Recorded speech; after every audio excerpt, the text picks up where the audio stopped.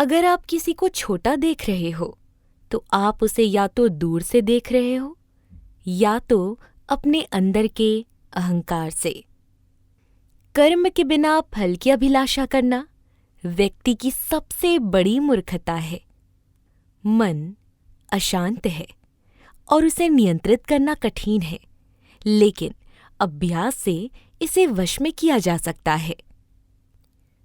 जो व्यवहार आपको दूसरों से पसंद नहीं है, ऐसा व्यवहार आप दूसरों के साथ भी ना करें। जो मन को नियंत्रित नहीं करता, उसके लिए वो शत्रु के समान कार्य करता है। कोई भी व्यक्ति जो अच्छा काम करता है, उसका कभी भी बुरा अंत नहीं होगा, ना तो यहाँ ना ही आने वाले संसार में। जो अपने मन पर नियंत्रण नहीं रखता, वो स्वयं शत्रु बन जाता है।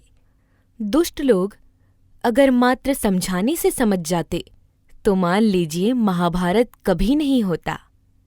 कान्हा को राधा ने प्यार का पैगाम लिखा, पूरे खत में सिर्फ कान्हा का नाम लिखा।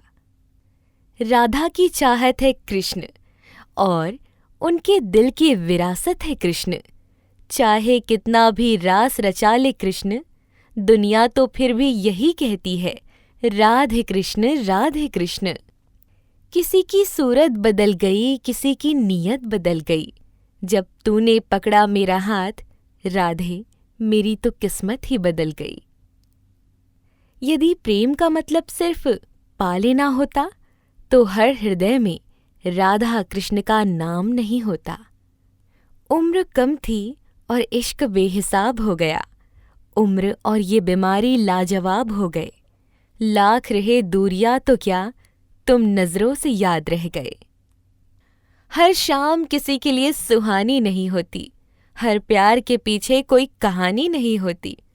कुछ तो असर होता होगा दो आत्माओं के मेल का, वरना गोरी कान्हा सांवले कान्हा की दीवानी ना होती।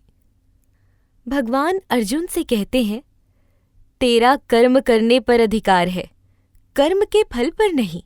इसीलिए तू कर्म के फल की चिंता मत कर। अप्राकृतिक कर्म बहुत तनाव पैदा करता है।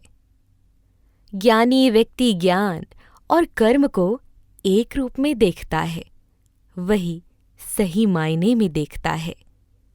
मनुष्य का संपूर्ण जीवन उसके कर्मों से निर्मित होता है। जैसा कर्म करता है वैसा ही वो बन जाता है।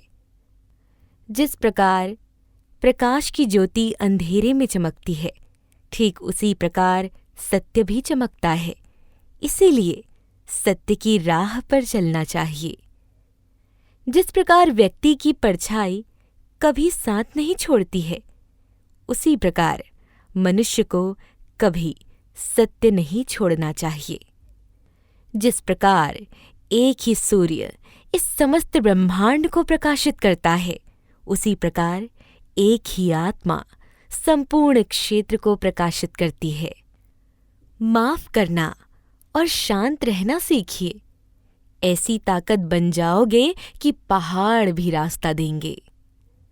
व्यक्ति को अपनी इंद्रियों को वश में रखने के लिए बुद्धि और मन को नियंत्रित रखना होगा।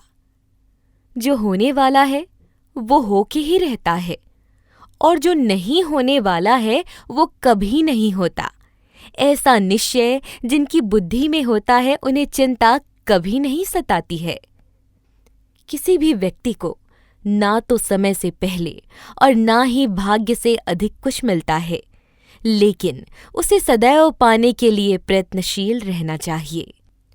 इंसान हमेशा अपने भाग्य को कोसता है, ये जानते हुए कि भाग्य से भी ऊंचा उसका कर्म है जो स्वयं उसी के हाथों में है।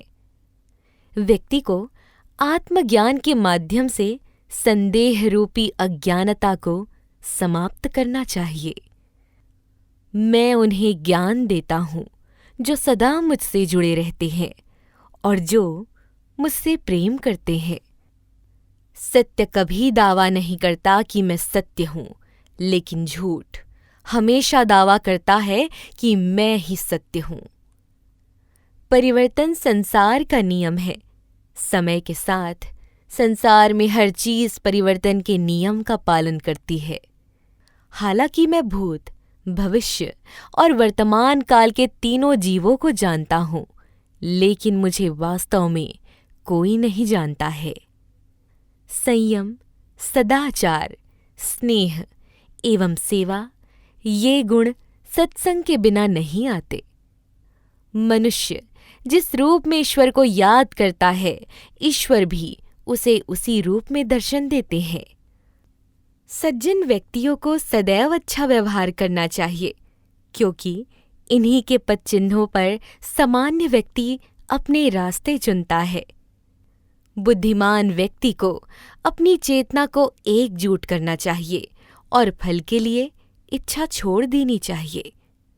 मन अवश्य ही चंचल होता है, लेकिन उसे अभ्यास और वैराग्य के माध्यम से वश में लाया जा सकता है।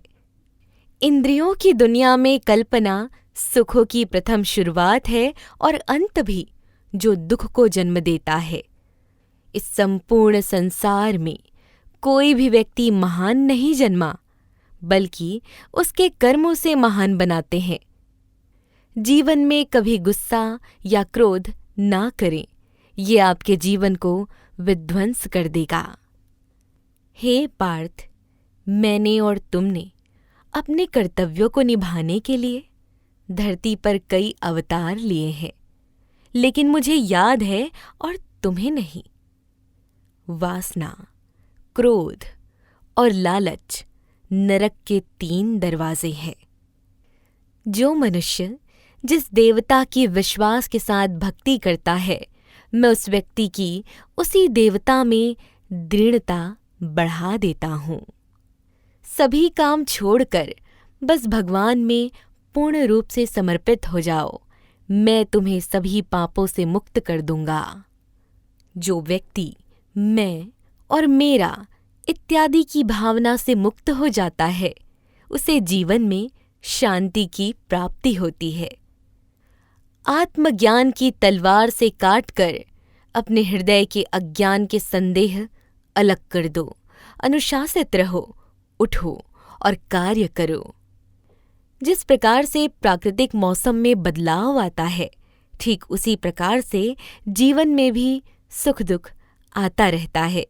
वो कभी स्थायी नहीं रहते हैं। इस जीवन में ना कुछ खोता है, ना व्यर्थ होता है। जो लोग परमात्मा को पाना चाहते हैं, वो ब्रह्मचर्य का पालन करते हैं। भगवान श्री कृष्ण कहते हैं, मैं इस संसार की सुगंध हूँ, अग्नि की ऊष्मा हूँ और समस्त जीवित प्राणियों का आत्मसंयम हूँ। मनुष्य का संपूर्ण शरीर 5 तत्वों से मिलकर बना है: अग्नि, जल, वायु, आकाश और पृथ्वी, और अंत में उसके शरीर को इन्हीं 5 तत्वों में विलीन हो जाना है।